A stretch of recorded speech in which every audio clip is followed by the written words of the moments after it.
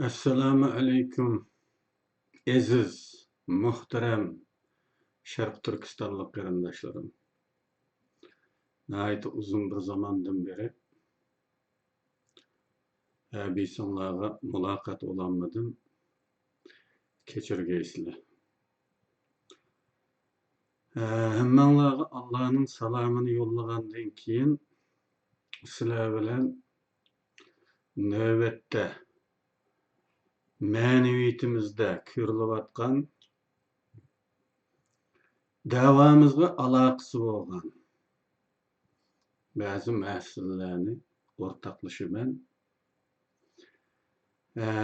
Bu mening qarorlik sizlarga uchrashib turganligimdan derak bermaydi. Ish oraliqida 2 kunlik bir fursatım chiqib qolganlikdan bugun sizlarga muloqot oldim. Ko'rib turganinglardek tema metafizika, materializm, aqida yoki ixlos haqida. Bir zaman millatimizdagi tashkilotlanmaslik masalasi to'g'risida qayg'uratdik. Keyin birdilla qumdek to'la tashkilotlar maydonga kelib, tashkilotlanishning buyuk ulgusini tiklagandek bo'ldik. Bundaq nurg'un tashkilotlarning maydonga kelishi masalaning hal bo'lganligini ko'rsatdi. Odatda ibtidoiy millatlar, bekinmachilikda uzoq yashab ketgan millatlarda yeniliklarga qarata bir gangrash ko'riladi. Bu xuddi teniqdagi ko'zlarning dastlabki echib etilishida jimirlishiga o'xshab ketadi. Bir narsani aniq ko'rolmay qoladigan. Dastlabki gangrashdan keyin darhol ipini topgandek bo'ladi-da, bu yangiliklarning shaklini do'rashga boshlaydi. Mohiyat haqida yana hech qanday uqumi bo'lmaydi. Tashkilotchilar aytib baqsin. Tashkilotga qatnashganlarda ixlos bormi? Aqida bormi? Sadoqat bormi? Abstrakt talash tortishlardagi qizg'inlikning konkret vazifalarga kelganda odam yo'qlik vaziyatiga almashganligi ko'riladi. Odatdagi ishlarni qiyg'idekmi odam topqili olmaydigan ahvollar doim ko'rilib turadi. Ammo eg'izda shayilish uchun bo'lganda u qadar buyuk odamlar maydonga to'kiladi-ki, aqlni lol qiladi. Nima uchun bunday bo'ladi?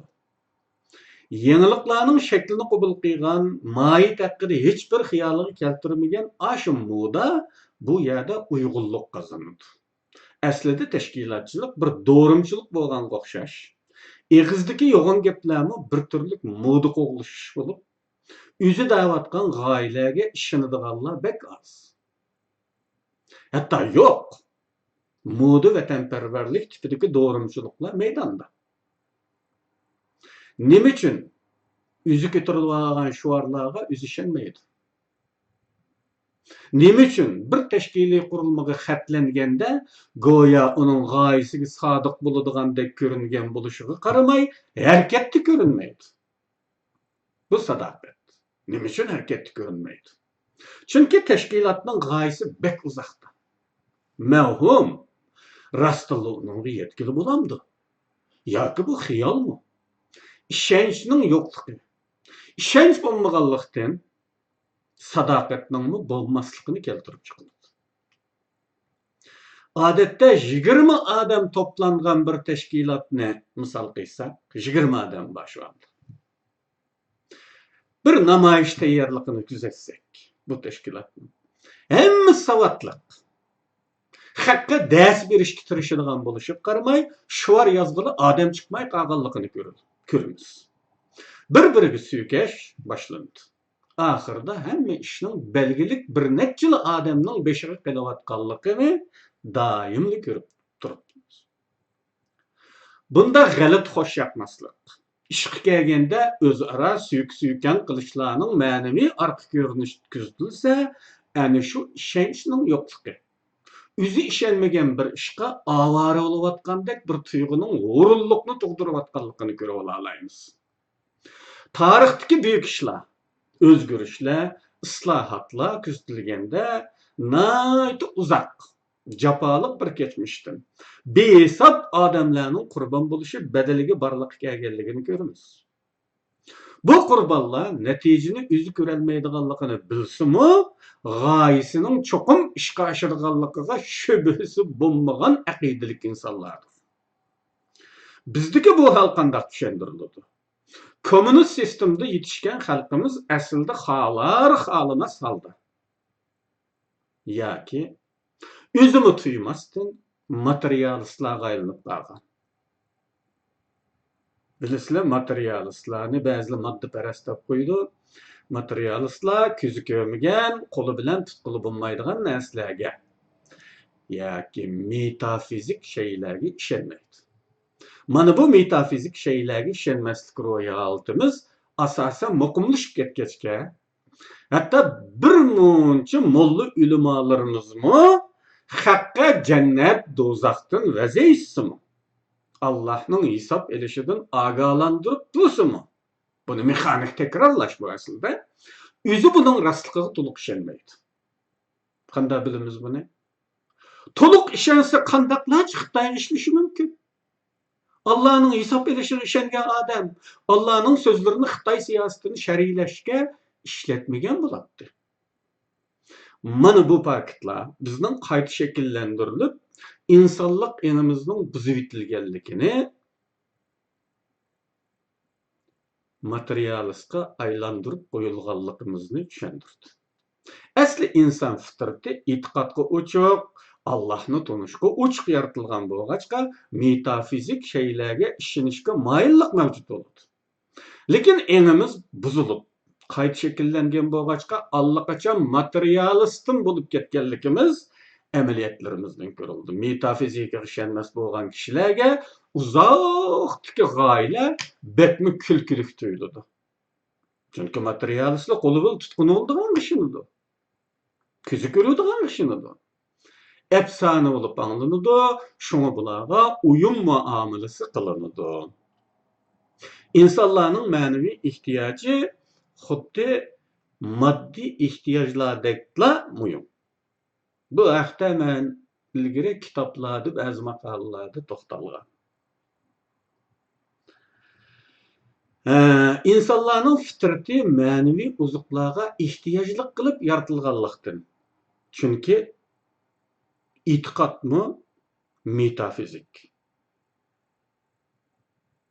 Biz Allah'ını ko'rmay turib ishonamiz bu. Demak, e'tiqodmi metafizik. Buning uchun e'tiqodga uyg'un yaratilgan desak bo'ladi, ma'naviy ozuqlarga ehtiyojli qilib yaratilganlikdan moddiy ehtiyojlar to'liq qondirilgan ahvoldami, ma'naviy talab qondirilmasa, yanada kamtiklik his qilindi. İnsanlardagi bundaq ma'naviy ehtiyojning ta'xirsizligi insonlar tarafidan, ya'ni o'zimiz tarafidan xilib burildi bayqalgan. Bo'libmi hukmron guruhlar insonlardagi bu xil ehtiyojdan foydalanib, itoatkor puxra yetildirish sinoqlarini xili burun boshlagan. Bundaq ma'naviy ozuqlar xuddi moddiy ozuqdeklar insonga foydali, ziyonli turlarda bo'ladi. Masalan, insonlardagi muqaddas e'tiqod, ya'ni din. Bir xil ma'naviy ozuq bo'lib, buni o'zgarmas bir tür deyishga bo'ladi. Buning o'zgarmasligi shu yerdaki, zaman dinga qarshi ideologiyalar kuchayib, bir mahal din o'rniga dastilgan bashariy ma'naviy ozuqlar insonlarni bir mezgil gol qila olsa-mu, bu bashariy ma'naviy ozuqlar yoki ideologiyalar ojizlashgan hamon din qaytadan hayotiy kuch qozonib, burunqidanmi yorqin shaklda insonlar turmushdagi asli o'rniga qaytish takrorlandi. Buni biz o'zimizning kechmishidan nihoyat yaxshi bilamiz. Bizda madaniyat inqilobi degan talaba harakat jarayoni va uningdan keyingi bir mezgilda go'yo din xalqimiz orasidan yo'qolgandek bir ko'rinish, bir xil holat shakllangan. Keyin 80-yillarning dastlaridan boshlab burunqidinmi bekroq e'tiqodliq bir millat maydonga keldi go'yo. Bu boshqa sistemlardami bu misollarga doim duch kelamiz. Masalan, buni kommunistlar sistemlarida ko'rib olish mumkin. Din o'rniga dastilgan bashariy ilohlarning ideyalari kishilarga ishiriladi. Chunki din cheklangandan keyingi vakuum to'ldirilmasa qat'iy bo'lmaydiganligi uchun bir ma'naviy uzuq tatib olinib, u yer bo'sh qolgandan keyin insonlar telvilishib qoladi. Uning uchun u yerni bir narsa bilan to'ldirish to'g'ri keladi. Cho'qim bir ma'naviy uzuq berilish kerak. Xitoy hukmronlik ostida Mao Zedong aytdisi, din o'rniga dastilgan bo'lsa, Cumhuriyet Turkiyasida Kemalizm bu boshliqqa to'ldirilgan edi. Har xil turdagi bashariy ma'naviy uzuqlar, ideologiyalar bir mahal jonlanib, kuchidan qoladigan bo'lishib qaramay, insonning yoshirin inida cho'nqur iznasi qolgan bo'ladi. Yoshirin аңның tanlashlarda qaror chiqarishda inson iniga qanday ta'sir ko'rsatadiganligi haqida ko'p to'xtaldik. Yoshirin аңda to'plangan mana shunday negativ uchurlar bizning ish harakatlarimizda uzoqcha ifodasini topadiganligi, qarorlarimizda ta'sir ko'rsatadiganligi haqida ko'p to'xtalgan edik. İnsanlardagi diniy e'tiqod metafizikaga oid bo'lib, ko'may turib ishonishdir. Metafizika degan ko'may turib, ko'gil olmaydigan narsaga ishonish. Buni ko'migan şeylerga ishonishni yoki metafizikchilik deymiz. Bu materializmning zididir. Materializm inson ma'naviyatini bulg'aydigan qo'rqinchli ofatdir. Chunki ma'naviyatga oid şeyler ko'pincha metafizikaga oid bo'lib, materializm go'yo reallik texmi sodiqdek ko'rinsimi, qo'lli tutqul bo'ladigan, ko'zi ko'gin bo'ladigan narsaga ishonish desa, bizga go'yo bu materializm eng to'g'ridek tuyulib ketgan. Demismi rost emasmi? Qo'lli tutqun bo'ladigan, ko'zi ko'gin bo'ladigan ishonma, ko'migan qanday. Bu to'g'ridek tuyulib ketadi.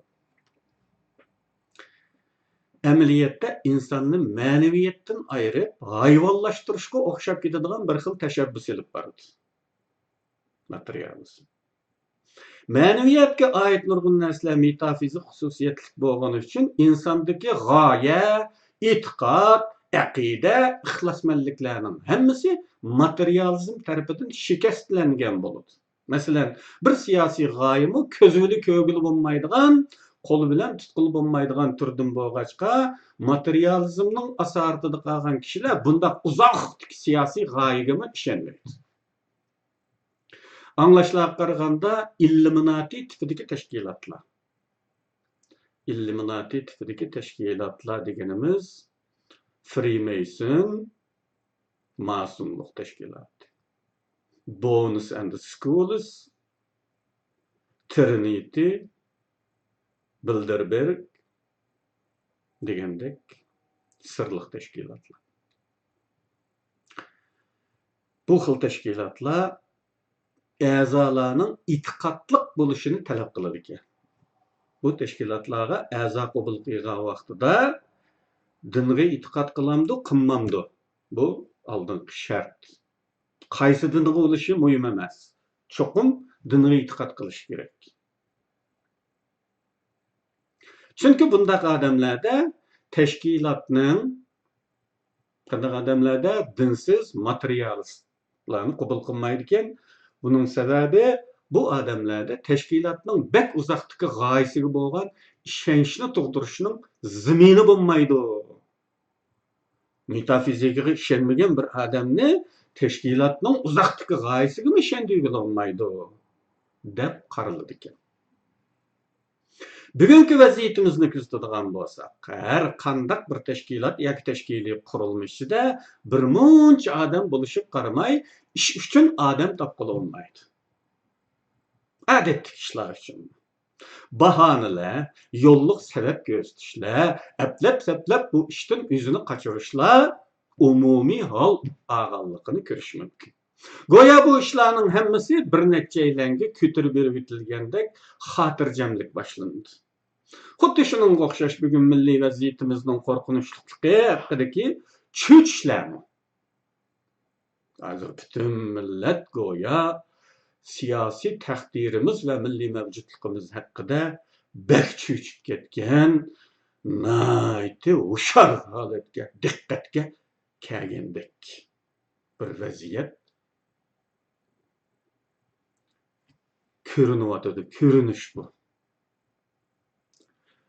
Bunu faqat teorik şekilde doğramçılıkka aylanıp, özara agalandırışlar, Mehmet'ni agalandırma, halkımız tügevatı dep, Mehmet meni agalandırdı, Semet Ahmet'ni agalandırdı, Ahmet onu agalandırdı, aşında. Teorik, retorik suallar tekrarlanmakta. Bu vicdani azaptın öz üzümüzni kutulduruşunun epliki yolu işgelligi haqida mulayizalarimni ilgari deb o'tgandi. Xabaringlar. Agar anglagan bo'lsam. Uningda texmi kengroq to'xtalgan öz üzümüzni bezlash. Öz üzümüzni go'yo vatan millat uchun bir ish qilgandek ko'rinish berib, yüzümüzün ruhini aldash. Bu haqda oldingi ma'lum bir suhbatda kengroq to'xtalgan. Biz bekinma hayotda uzoq yashagan bir millat bo'lish sifatida yangiliklardan gangirab, keyin birdilla mohiyatni emas, shaklni doğrab ketishdak alaydiligimiz bilan shu andimi go'yo butun satlar bo'yicha safarbarlikka kelgandek qaynam tashqinlik ko'rsatayotgan bo'lsakmi, aslida biz o'zimizni bezlaydigan oson yo'lga erishib oldik. Torlarni qizitish, WhatsApp jang maydonidagi qahramonliklar yoki Facebook frontidagi fidokorliklar. Hammaylanga o'xshash hukmlarni takrorlayotganligini, hamma odam boshqalarni biladigan narsalarni takrorlayotganligini o'ylab ko'rmasdinlar. Go'yo bir muhim bir kashfiyotni e'lon qilayotgandek, muhim bayqashni o'tirib qo'yayotgandek hayronlik bilan bas-basda to'g'ri deb ketamiz. Nayta urliq fikr deyishib ketamiz. Ammo bular kim tarafidan ijroga qo'yildi? Bu ulug'vor fikrlar kim tarafidan ijroga qo'yildi? Kimlar qo'l selib ishlaydi? Kimlar ijro ahvolini tasbit qilib hisob oladi? Qaysi usul, qanday chora bilan bu yo'g'on gaplarni harakatga, amaliyotga aylantirib bo'ladi? Bu haqda hech qachon hech qanday o'ylanish elib berilgan. Faqat qo'llaydigan cho'qallar, to'g'ri deb baholaydigan cho'qallar bilan cheklanib, bu qimmatli fikrlar to'r to'plarda xamallanmoqda. Masalan, birimiz shunday deymiz. Hozir vatanda xalqimiz qirilib ketyapsa, azobda tavassa, bir-birimiz bilan tashkilotlar aro talash-tortish qilib o'tirimizmi? Qachon amaliy harakatga o'tamiz? Xitoylarni qachon qo'llab chiqaramiz deyman, vatandoshlar? Qachon vatanni ozod qilamiz? Va hokazo. Darhol bu gaplarning to'g'riliqini muayyanlashtiradigan baholar yig'ib ketadi. Qo'llash sadolari yangraydi. Ammo hech kim savollab bakmaydi-ki, bu deyilgan mazmunlarning nari yangi. Burun siz bilmaydigan yeri qaysi buni? Aslida bu ulug' bo'lib olish, to'g'ri fikr qilg'uchi bo'lib, to'plarda mashhur bo'lishning qisqa yo'li xolos. Xalqimizning azob tortayotganligi rost. Buni hammamiz bilamiz. O'zaro talashni hech kim xohlamaydi. Bu rost. Buni har kim biladi. Hamma odam biladigan bir muncha hukmlar xuddi kompyuter davrida yog'och velosiped kashf qilgan taqdirda o'tirg'i qo'yilib va buni boshqa vatanparvarlarni qizg'in qo'llab-quvvatlab, go'yo muhim bir ish qilib o'tgan tuyg'uga petib, mamnun bo'lib, o'z-o'zini gollashlar davom qilmoqda. Texmi qiziqi bunda ulug' quruq gaplarni o'tirib qo'yg'uchilardagi kibr. Ular hech kimni yaratmaydi. Chunki o kishilarning oson vatanparvarlik yo'lini tepib olib, qo'llayman, qo'shilaman deyishlariga noil bo'lganligini o'zining donolik o'rniga berilgan baho deb bilgachga, donoligi muqimlashgan bo'ladi. Shunga o kibrlanishni, boshqalarni cho'kirishni o'zining haqqi hisoblab, xotirjam holda ular hech nimani bilmaydi deyman. Ijroqni ko'rolmaydiganlar. Ular Qosquning to'yg'inini tutib beqib biladigan hamoqatlar deyishkicha berib yedi.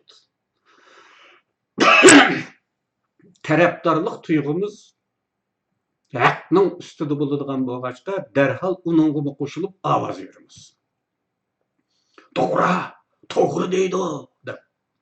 Hech kim sen hey qusquning to'yg'inini tutib boqmaylan biladigan janob. Sen ash tutib boqmayli qusquning to'yg'inini biladigan biliming bilan bugungi qaysi ishlarni qilding? Shuningdan bir nechini aytib baqa deyishni aqliga keltirib boqmaydi. O'tirib qo'yilayotgan ulug'var quruq gaplarning hammasi bizning orzumiz. Psixologiyadagi moyillik qilipi nazariyasi ko'rsatgandek, men bu moyillik qilib haqida ilgari to'xtalgan. Kishilar o'ziga tonish hukmlarni anglashga, o'zi anglag'isi kelib kutayotgan mazmunlarni anglashga va darhol qabul qilishga moyil bo'ladiganligi uchun mana shu hammaga tonish hukmlar bakrak qanoatga sabab bo'lmoqda. Aslida bularning hammasi orzularimiz ekanligini o'ylab ko'rganlar qanchalikdir? Bu orzuni ishga oshirish uchun qanday chora qo'llanish kerak? Gap chorasini deb ishda. Masalan, hamma odam ittifoqlikning tashabbuschisi ko'rinishga xushtar bo'lsa-mu, ammo bu bir turlik ishga oshmay kelyapti. Qanday qilganda buni ishga oshirib bo'ladi? Buning teorik chorasini deyalaydiganlar chiqadi. Teorik chora. Amaliy chora emas yana. Masalan, hamma taraflar yoki talashayotgan shaxslar manmanligidan voz kechsa amalga oshirib bo'ladi. Teoriya. Nazariya. Şuğunisi insan nefsi bunun yol koymaydı. Hiç kim öz meydanından vazgeçmeydi. Bu muşundaq davamlaşıdı. Biz toplarda ulug' nazariya, büyük fikirlerini oturgu koyup, alqış anlaşını davam kılımız. Bu kıyametkiçi davam kıysı mı? Netice görülmeydiğanlık keskin. Kişiler qabul qiladigan yoki qabul qilishga majbur bo'ladigan shu anning o'zida harakatga qo'ysalar natijasi ko'rilishga boshlaydigan unumlik chora o'tirdi ko'rilgili yo'q. Mana shularning hammasi bizdagi ixlos, aqida, sadoqat, ishonch tuyg'ularining ojizlashib ketganligi o'zimiz sezmagan materialistlarga aylanib qayta shakllanganligimizdan deyish mumkin. Diniy sohadagilarga ma'lumlik dinda Allohga, Allohning rasuliga, o'zinglardan bo'lgan amirlarga itoat qilinglar degan aqida bor. Lekin dindorlarmi boshqalardan hech farqlanmaydi. Itoat bo'lmadi deganlik intizom bo'lmadi deganlik. Bir qo'shinning g'alabasi qurollarning zamonaviyligidan bakrak intizomchanligiga bog'liq. Buni kichigimizdan singdirilgan po'latdek intizom ostida oltindek g'albi yotadi degan nazariyadan bilamiz. Lekin bilganlarimizning hammasi nazariya etib qolmoqda. Ba'zi qarindoshlar shaklda o'rashturdiki demokratik eng bilan o'xshamagan fikrlarga o'rin berish, bir tashkiliy qurilmani dargohga qurilma ichidagilarni shayx qo'l bergan muridlarga aylantirib qo'ymaslikni tashabbus qiladi. Bu mustaqillikka erishgandan keyin davlat apparatlarida yo'lga qo'ysa bo'ladigan, ya'ni o'xshamagan fikrlarga o'rin berish, zapas energiya shaklida foydalangan bo'ladigan bir ish. Yoki negativ energiya shaklida foydalangan bo'ladigan bir ish. Ammo bir partiya, bir tashkilot yoki har qanday turdagi bir qurilma o'xshash qarashdagilardan barliq ekanmasa, parchalanishning baxi bo'lib qoladi. Uning ichida qiyomatgacha talash tortish tugamaydi. Talash tortish tugamagan bir to'pda ish haqida o'ylanadigan vaqt bo'lmaydi. Demak, ish haqida o'ylanishga vaqt bo'lmasa, u ishni qilishga qanday fursat bo'ladi? Tarixda buningga nurg'un misollar bor. O'xshamagan qarashlarning bir partiyada parchalanishni keltirib chiqarganligi haqida. Hatta davlatlarning parchalanganligi haqida misollar topiladi tarixda. Masalan, birinchi qatimliq Rossiya inqilobi 1905-yilda qonliq bostirilib mag'lubiyatga uchragandan keyin Rossiya Sosyal Demokratlar Partiyasının içinde okşamagan fikirdekilerinin cancılı başlandı. Yani taptağını başlandı. Her kaçan mağlup boğan vaxtıda taptağını, günahını bir-biriga atış. Bu insanların hemmisiga ortak bir adet. Bu Sosyal Demokratlar Partisi bu talaş tartıştan keyin ikkiga bölündü. Bunu azırak tarixten xabar bağlı bilisizler. İkkiga bölündü. Bunun az sandıkilerini öz içine alan topi menşeviklar, az sallıklar dep ataldı. Köp sallıkını teşkil kılgan top bolşeviklar, yani köp sallıklar dep ataldı. Bu Lenin'in yetekçiligideki Aş partiya şu ta ki Sovet İttifakı parçalanğanga kadar davam kılgan partiya Aş bolşeviklar şu. 1905-yıldaki inqilabdan keyin partiya parçalanğandan keyin meydana kelgan. Okşamagan qaraşdikilerning boluşu nizah, janjal demektir. İçki macralarının tügümez, xorumas mənbəsidir.